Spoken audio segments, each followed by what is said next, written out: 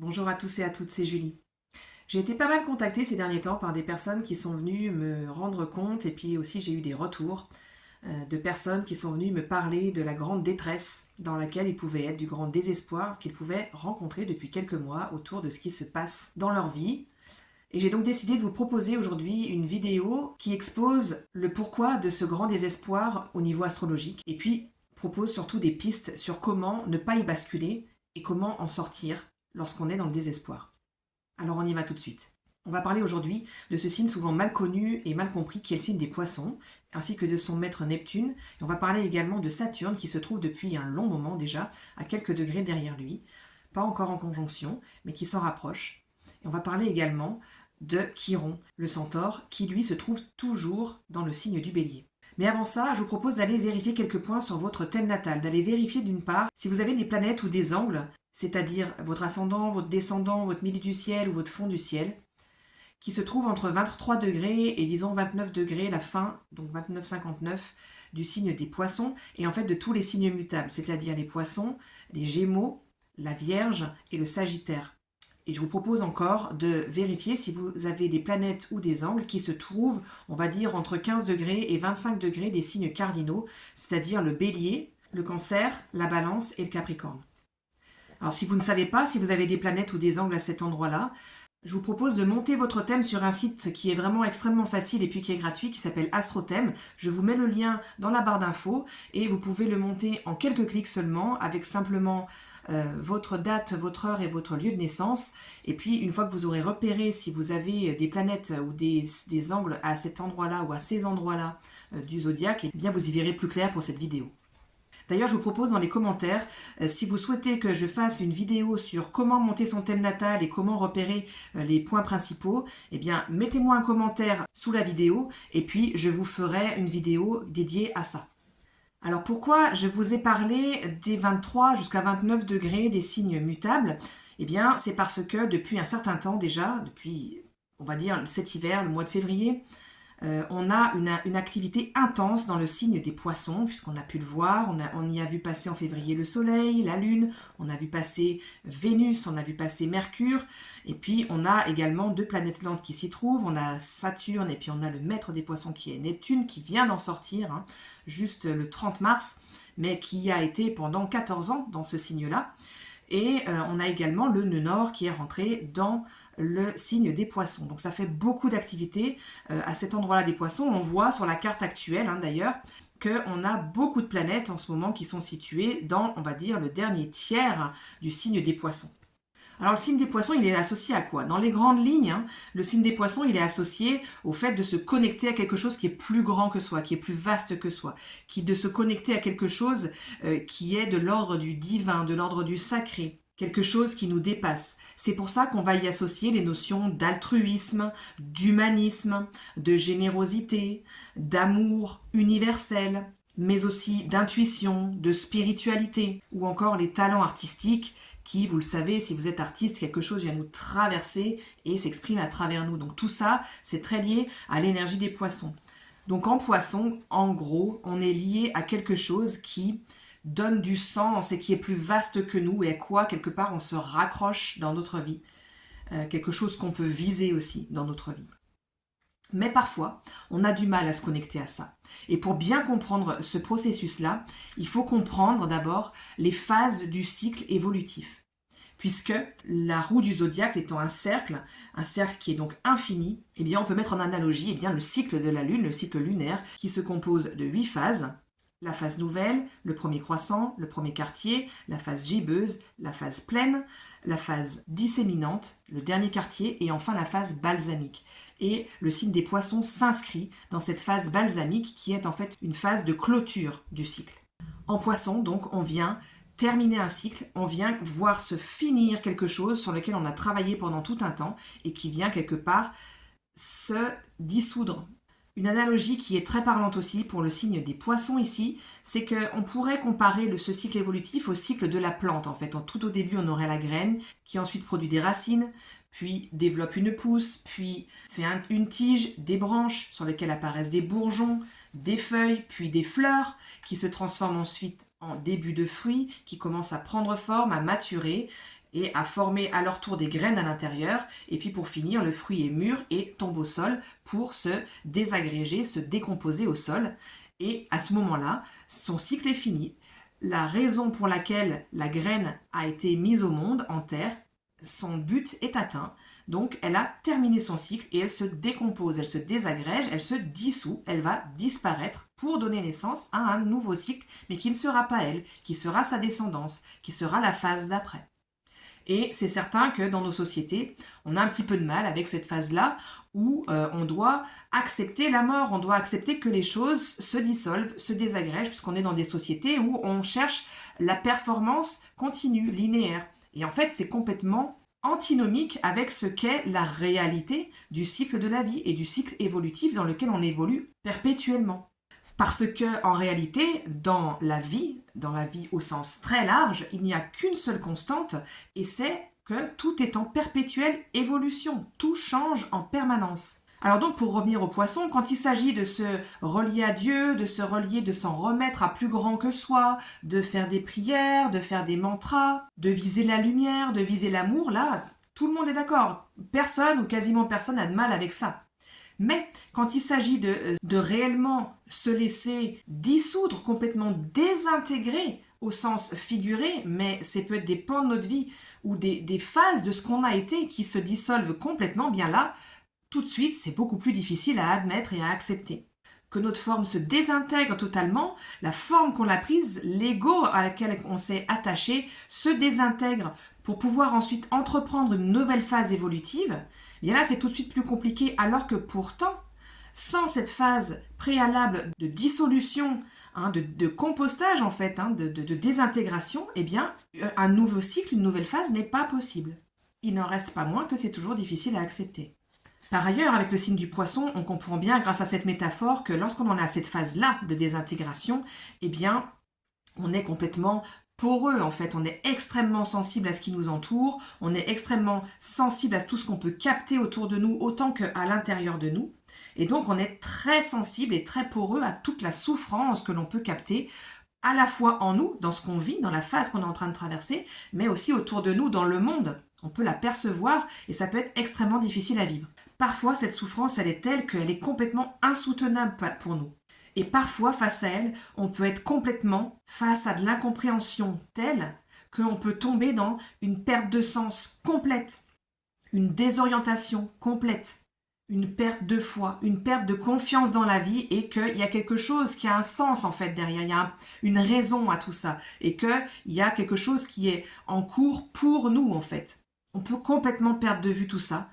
Et puis par ailleurs, un des risques, c'est de basculer dans la perception du monde eh bien, on voit que des personnes qui n'agissent pas très consciencieusement, qui n'agissent pas avec beaucoup de déontologie, par exemple, eh bien, eux peuvent réussir. Et donc, c'est un peu comme si c'était les méchants, les mauvais qui réussissent. Et c'est à ce moment-là que il y a deux aspects bien méconnus souvent des poissons qui peuvent montrer leur visage. Et le premier, c'est la fuite de la réalité, parce que cette souffrance-là, elle est insoutenable à tel point qu'on ne peut pas tolérer, ça génère une intensité émotionnelle telle qu'on n'arrive pas à être face à ça, on n'arrive pas à accepter d'être face à ça, c'est trop fort, et que du coup, on va pouvoir fuir à travers des addictions en tout genre, qui sont très nombreuses, des fuites vers le haut, en prônant une spiritualité qui n'en est pas vraiment une, mais qui est quelque part un espace où on va pouvoir se sentir déconnecté, donc avec une sensation de sécurité. Et en fait, le but de tout ça, c'est d'apaiser l'angoisse, c'est d'apaiser le stress et d'apaiser l'intensité émotionnelle qui est générée par cette souffrance qui est perçue. Et aussi, c'est de dévier l'attention de la désillusion qui a pu être générée par tous ces vécus, du désespoir, voire aussi peut-être de la fureur, parce qu'on est face à quelque chose qui est perçu comme une certaine injustice. Le deuxième pan, c'est l'installation du doute, de la confusion, du désespoir tel qu'il peut mener à du repli sur soi, de l'isolement et du désespoir profond. Et il peut y avoir une telle souffrance en fait qu'il y a une dissociation qui s'opère. Et on va se couper de ce que l'on ressent pour plus avoir mal en fait, pour plus souffrir. Et là, c'est vraiment, ça donne naissance à un désespoir extrêmement profond parce que on est en train de nourrir intérieurement quelque chose de toute façon, la vie ne me veut pas du bien, je ne peux me rattacher à rien, il y a peut-être de l'amertume qui peut se développer à cet espace-là. Et on perçoit ici une disparition de l'empathie, on n'est plus capable, du coup, c'est l'inverse, hein, c'est le revers complet de ce qu'on a exprimé tout à l'heure, c'est-à-dire que on n'est plus capable d'empathie, on n'est plus capable de se relier à l'autre, on n'est plus capable de faire quelque chose en prenant en considération quelles vont être les conséquences, quel va être l'impact sur l'autre, est-ce que ça va être bénéfique ou pas. On n'est plus du tout, on se coupe en fait de tout ça en se coupant de notre souffrance. Et le désespoir peut être tel que ça peut aller jusqu'à des idées même suicidaires. Donc l'idée c'est évidemment de ne pas laisser ça s'installer. Donc à la lumière de tout ça, vous comprenez le lien avec la présence de toutes ces planètes et de tous ces points du ciel qui sont actuellement en Poisson et qui peuvent générer en fait toute cette lourdeur-là, ce désespoir-là, parce que ces transits, ils sont assez longs. On a en plus des rétrogradations en Poisson avec Vénus, avec Mercure, donc ils viennent alimenter toute cette énergie-là. Et puis on a le lien aussi avec le fait que Saturne, comme je vous le disais, il est un tout petit peu derrière Neptune depuis quelque temps déjà, depuis un an. Il est dans la phase balsamique de Neptune et puis il va y rester encore toute l'année 2025. Il ne va jamais le rejoindre tout à fait avant février 2026, même s'ils vont tous les deux passer en bélier. Mais quoi qu'il en soit, pour le moment, Neptune vient de passer en bélier, mais Saturne est toujours en Poisson, mais il y a toujours cette phase de fin. La phase balsamique, comme je vous le disais tout à l'heure, c'est la dernière phase lunaire. Donc c'est la dernière phase d'un cycle entre deux planètes données. Ça ne joue pas que sur la Lune, hein, tout ça. Donc du coup, on a ce truc de fin de cycle, on a ce truc de dissolution qui est là, de fin des formes connues, hein, avec ce lien entre Neptune et Saturne. Alors pourquoi je vous ai proposé d'aller regarder si vous aviez des planètes soit à la fin des Poissons, bien on comprend bien, mais soit à la fin des signes mutables, c'est que à ce moment-là vos planètes elles sont soit en carré, soit opposées en fait à tout ce qui est en train de se jouer en Poissons actuellement, et ça peut vous impacter beaucoup plus fortement en fait que des personnes qui ne vont pas avoir des points du ciel natal à ces endroits-là. Donc si vous avez beaucoup de planètes en Poisson, ou bien c'est possible aussi si vous avez beaucoup de planètes en maison 12, vous avez certainement de manière innée une très grande sensibilité, vous pouvez être particulièrement sensible à ce qui est en train de se jouer actuellement et à ce désespoir un peu ambiant qui est là, vous pouvez le capter plus fort que d'autres et ça peut vous impacter plus fort que d'autres personnes. L'autre point qui peut faire que vous pouvez être particulièrement impacté par cette notion de désespoir, de découragement et depuis l'automne dernier, c'est si vous avez des planètes, donc, comme je vous le disais, entre 15 et 25 degrés des signes cardinaux. Pourquoi ? Parce que Chiron se trouve à cet endroit-là du Bélier depuis plus d'un an. Et actuellement, il est en train d'être en passe d'en sortir, mais il y est encore. Et donc, Chiron en Bélier, il vient nous parler d'une thématique bien particulière. Et pour résumer, c'est la thématique du fait d'exister et d'avoir la légitimité d'exister. Ça, c'est la question du Bélier. Eh bien, avec Chiron, on peut se sentir illégitime d'exister. On peut avoir des grosses questions existentielles, de ne pas se sentir digne d'exister ou de pas peut-être se sentir d'avoir le droit d'exister ou peut-être d'avoir toujours besoin d'avoir à prouver quelque chose pour prouver sa valeur, pour prouver sa légitimité à être. Il peut y avoir une grande difficulté à poser des actes, à passer à l'action. Hein, c'est les thématiques béliers qui sont un peu entravées, qui sont freinées ici et qui sont difficiles à mettre en place avec ce Chiron.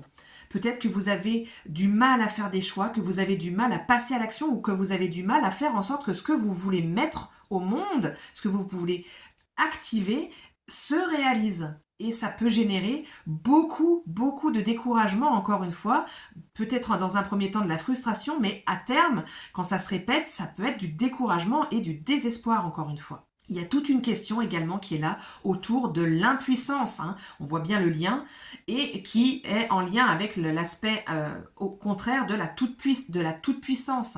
Et lorsqu'on est face à de l'impuissance qui commence un petit peu à s'installer en termes de perception, en tout cas, ça peut générer de la désespérance. Avec Chiron en bélier, on peut se sentir une âme très autonome, on peut sentir qu'on a besoin de faire les choses seul, mais ça peut basculer dans une espèce de solitude aussi et de quelque chose où on se sent vraiment isolé et où du coup on n'est pas très bien parce que aussi ça peut être entravé en fait cette façon de se mettre au monde seul et de mettre au monde nos projets seuls par nous-mêmes.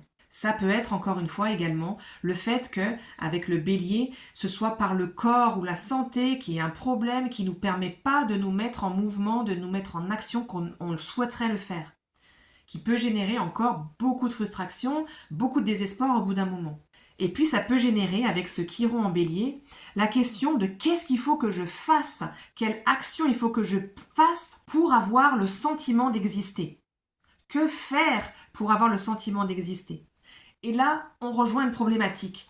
Une problématique qui rejoint ce qu'on vient d'exprimer en poisson. Puisque en poisson, lorsqu'on est en train de se focaliser sur quelque chose de plus vaste que nous, de plus grand que nous, qui va à quoi se rattacher et qui va quelque part venir agir en forme de sauveur dans nos vies, on est en train de mettre notre pouvoir à l'extérieur. Et on est en train d'attendre que quelque chose d'extérieur à nous vienne valider la vie, vienne valider notre existence. Et c'est un peu la même chose, même si la stratégie est différente et c'est pas la même façon d'opérer, c'est un peu le même problème avec le fait que, avec Chiron, on puisse avoir cette idée de quelle action il faut que je pose pour pouvoir être validé dans mon existence. Comment est-ce que ce que je fais me donne une validité d'être? Donc on est encore en train de mettre à l'extérieur de soi, avec des actions ou avec des choses extérieures à soi, quelque chose qui va venir valider notre vie. Et tant qu'on est là-dedans, en fait, on est dans une quête éperdue de validation extérieure qui ne nous amènera jamais satisfaction. On n'aura jamais la validation que l'on attend exactement, ou la validation des projections que l'on attend exactement tant qu'on est en train de l'attendre de l'extérieur. Et c'est là qu'est la clé d'ouverture, c'est là qu'est la clé de guérison. Parce que tant qu'on reste coincé là-dedans, eh bien on va alimenter un cycle de désespoir. Parce que la réalité correspondra jamais exactement à nos attentes, à nos projections, et ce qu'on fera, la façon dont ça va être reçu, ne nourrira jamais exactement notre attente de validation. Et vous l'avez certainement compris, cette clé de guérison, cette clé pour sortir, pour bifurquer, pour faire un pas de côté, pour sortir de cette impasse-là, c'est à l'intérieur, c'est pas à l'extérieur. Et c'est justement le binôme Poisson-Bélier, ainsi que le binôme Saturne-Neptune qui vont nous donner des clés ici. Alors je commence par Saturne et par Neptune. Saturne ici, il est donc en Poisson. Les Poissons sont le signe régi donc par Neptune. Et en Poisson, on est donc en lien avec nos idéaux, nos projets de rêve, ce qu'on a envie d'accomplir de très grand, de très vaste, et qui est plus vaste que nous, et qui n'est pas là que pour nous servir nous, mais qui est là pour servir un but plus vaste que nous. Il y a la notion de service dans l'axe Poisson-Vierge. Et Saturne, le pragmatique ici, il vient nous dire deux choses. Tout d'abord, en Poisson, il y a la nécessité d'accepter que la souffrance est un fait et qu'on ne peut pas l'éviter.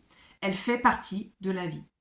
Alors, c'est comment ne pas tout prendre et comment accepter en fait que cette souffrance existe, l'admettre en fait, comme quand on se relie à l'intérieur et qu'on a une émotion ou une part de nous qui est peut-être un peu dérangeante pour d'autres parts, c'est admettre qu'elle existe. Elle existe et elle a le droit d'avoir sa place là. Elle n'a pas le droit d'avoir toute la place, peut-être, si elle est dérangeante. Mais elle a le droit d'avoir sa place.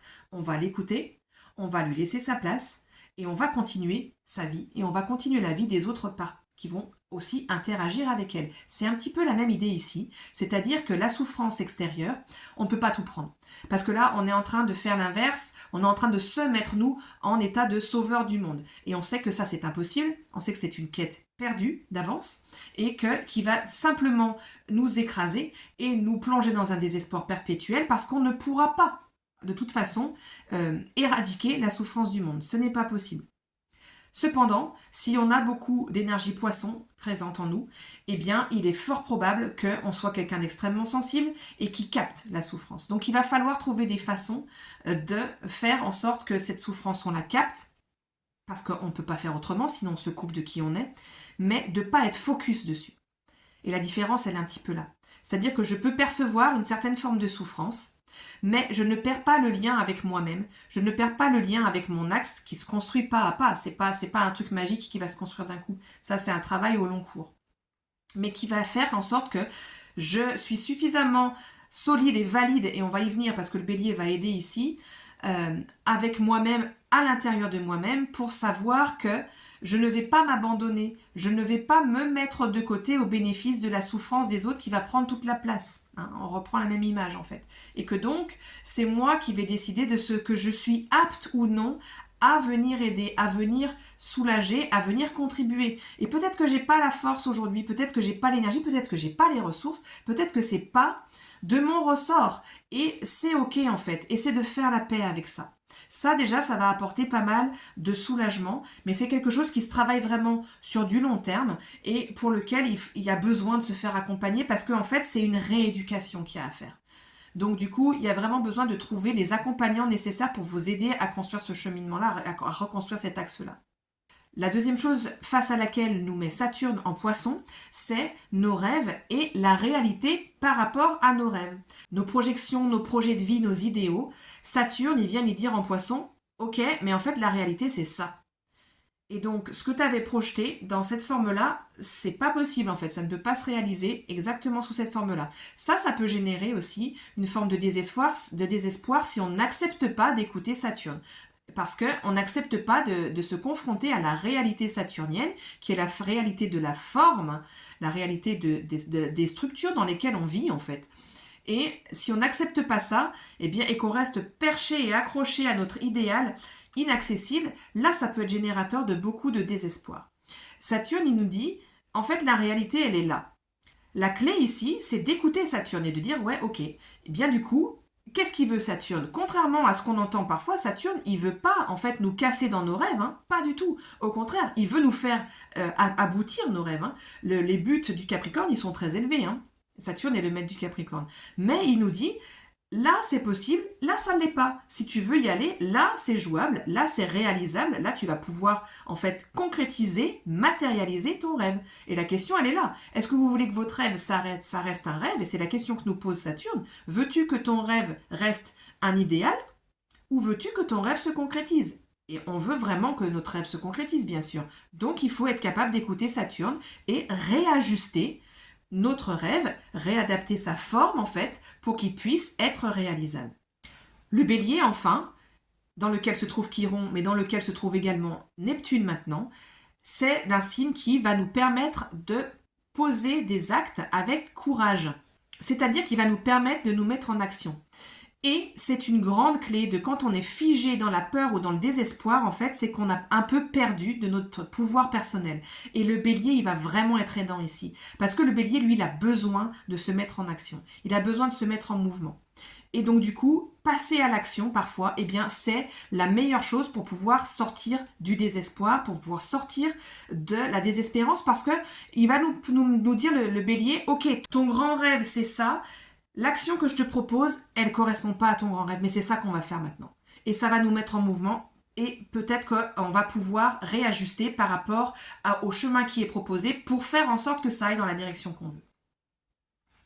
Et le bélier, lui, s'en fiche que ce soit brouillon, il s'en fiche que ce soit pas parfait, que ça coïncide pas avec l'idéal qu'on s'était fixé. Là, on avance et là, on pose des pas. Alors vous allez me dire, mais en fait, c'est peut-être incohérent avec ce qu'on vient de poser, avec le fait que Chiron, il va se valider par son action. Oui, mais là, en fait, on va faire le lien entre les poissons qui vont nous permettre de nous connecter à quelque chose de plus grand, de divin, et les béliers qui va nous permettre de nous mettre en action, mais on va pas se mettre en action de manière à vouloir nourrir notre ego ici, on va se mettre en action de manière à vouloir se relier à notre part de divin qui est en nous. Et là, comment on fait ? C'est-à-dire qu'ici, on va plus attendre que le divin agisse pour nous, qu'un extérieur agisse pour nous. On va se connecter à notre lumière intérieure, à notre cœur en fait. Et c'est un exercice, une pratique qui est faisable assez facilement. Ça demande quelques minutes par jour. Simplement de prendre un temps de silence, de se connecter à son cœur et surtout de lâcher le mental, de poser aucun mot, aucune association d'idées, aucune intention avec ce qui va venir. Et c'est juste de se connecter, comment c'est dans mon cœur. Et juste, le cœur, c'est la porte du divin en fait. C'est la porte du divin en nous. C'est la porte de l'étincelle divine qui est en chacun de nous. Et l'idée, c'est de se connecter à ça sans aucune attente, sans aucune projection. Simplement de se connecter à cette lumière qui est là. Alors peut-être qu'au début, on va pas percevoir beaucoup de lumière, mais avec la pratique, on va percevoir quelque chose qui est là et qui est plus vaste que nous. Et juste, c'est un rayonnement. Et je vous garantis qu'en faisant ça, vous allez certainement avoir un regain de foi. Parce que vous allez vous reconnecter à quelque chose qui forcément va vous faire sourire à l'intérieur. Vous allez vous connecter à ça, il va y avoir un soulagement, un sourire, une joie intérieure qui est là.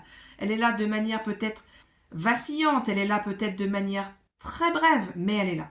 Et je vous invite à me partager dans les commentaires si vous arrivez, qu'est-ce que vous arrivez à connecter quand vous êtes avec ça. Quelle sensation. Mais encore une fois, mettez pas des mots dessus, ne cherchez pas à associer quelque chose. C'est après, qu'est-ce que vous avez ressenti finalement. Peut-être c'est rien, peut-être c'est juste du bien-être.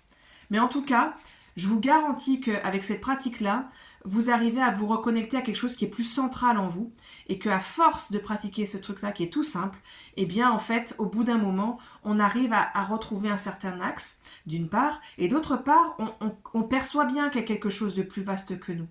Et on retrouve cette foi en fait. En se reconnectant à nous, on retrouve aussi notre capacité d'action qui est alignée et on retrouve la connexion à quelque chose qui est plus vaste que nous et qui veut notre bien. Même si, dans notre dimension d'humain incarné, on n'a pas toujours conscience que le chemin par lequel ça nous fait passer, eh bien, c'est un chemin qui nous veut du bien. C'est un peu comme un astrologue qui a été parmi mes formateurs et que j'aime particulièrement, a pris cette image-là que j'ai trouvée extrêmement juste, c'est que parfois un parent, il a besoin de faire des choses, de prendre des décisions et de dire des choses à son enfant que l'enfant va pas apprécier parce que ça va pas aller dans le sens de ce que l'enfant a envie de vivre sur le moment. Et pourtant, le parent, il sait que s'il veut construire un adulte responsable et qui va être épanoui, eh ben, il va falloir qu'il dise non à son enfant à ce moment-là. Il va falloir qu'il pose des choses que l'enfant va pas aimer. Eh bien, la vie, c'est la même chose en fait. La vie, la source, l'univers, le divin, vous l'appelez comme vous voulez, c'est la même chose. Il sait où est-ce que nos buts évolutifs y sont, ceux de notre âme, dont nous-mêmes on n'a peut-être pas forcément conscience. Et la source, elle sait en fait. Et elle sait que si on veut arriver à ça, si on veut arriver à notre but évolutif, ben, il faut passer par ça. Et qu'il y a ces endroits-là qui ne sont pas confortables. Mais que si on veut y atteindre ce qu'on a visé, on a besoin de passer par ça. Alors, est-ce que c'est inconfortable? Oui. Est-ce que ça peut nous faire râler? Mais absolument. Est-ce que c'est bon pour nous? Eh bien, probablement. Est-ce qu'on a besoin de passer par là? C'est probable. Alors, attention, hein, je suis surtout pas en train de dire qu'il faut rester dans des situations toxiques, malveillantes, malfaisantes. Là, vous partez, hein, évidemment. Hein. Mais quand on a un endroit dans notre vie où c'est inconfortable et c'est pas ce qu'on attendait, ben peut-être que c'est par là qu'on avait besoin de passer. Voilà, j'espère que cette vidéo vous aura apporté un peu quelques clés pour comprendre le désespoir qui est possible actuellement et puis comment y faire face et comment en sortir. Si cette vidéo vous a plu, n'hésitez pas à me partager vos commentaires en dessous. N'hésitez pas à vous abonner, à mettre un j'aime, c'est ce qui alimente l'algorithme et qui fait que cette chaîne peut continuer à exister, que je peux continuer à vous partager des contenus. Je vous remercie de votre attention et je vous dis à bientôt pour une nouvelle vidéo.